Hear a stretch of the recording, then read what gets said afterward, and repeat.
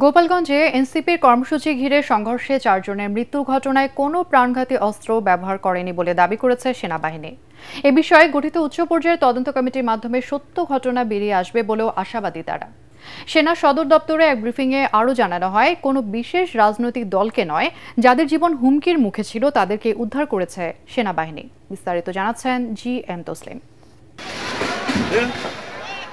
গত 16 জুলাই গোপালগঞ্জে জাতীয় নাগরিক পার্টি এনসিপির পদযাত্রা ও সমাবেশকে কেন্দ্র করে সৃষ্ট সংঘর্ষে 4 জন নিহত হন। পরিস্থিতি নিয়ন্ত্রণে পুলিশ ও বিজিবির পাশাপাশি সেদিন মাঠে ছিল সেনাবাহিনীও। বৃহস্পতিবার স্টাফ রোডের মেস এতে অনুষ্ঠিত সেনা সদরের নিয়মিত ব্রিফিংয়ে সেই দিন বাহিনীর ভূমিকা কী ছিল এমন প্রশ্ন তুলে ধরা হয়। সেনাবাহিনীর কাছ থেকে রাজনৈতিক দল এনসিপি কোনো বিশেষ সুবিধা পাচ্ছে কিনা এমন প্রশ্ন রাখেন গণমাধ্যম কর্মীরা। গোপালগঞ্জ হয়েছে এইখানে ওই রাজনৈতিক দলের অনেকেরই জীবন নাশের হুমকি ছিল, তাদের জীবন বাঁচানোর জন্যই সেনাবাহিনী সহায়তা করেছে।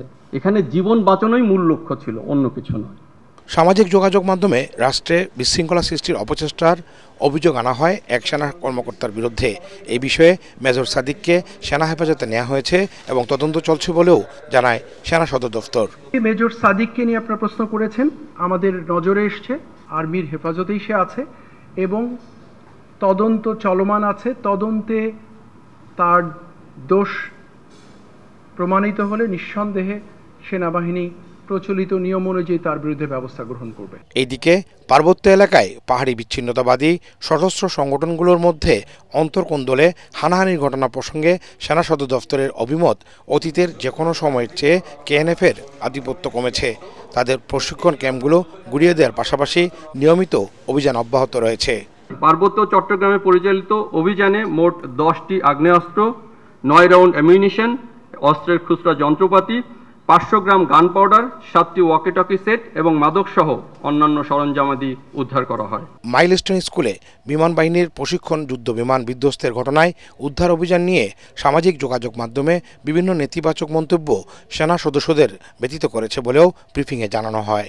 আচ্ছা বলেন তো, যার লাশ গুম হয়েছে সেই বাবা মাকে এসে বলবে না যে আমার বাচ্চা খুঁজে পাচ্ছি না? সেটাই বলছি, তো লাশ কেন গুম করতে হবে? মানে হোয়াট ফর? কার লাশ গুম করবে? এই ছোট বাচ্চাদের লাশ? আমাকে বললে আমি করব, আপনি করবেন? আর কেন লাশ গুম করব? দুর্ঘটনা পরবর্তী 41 জনকে ঢাকা সিএমএইচে চিকিৎসা দেওয়া হয়। হস্তান্তর করা হয় 14 জনের মৃতদেহ। জি.এম. তসলিম, এটিএন বাংলা, ঢাকা।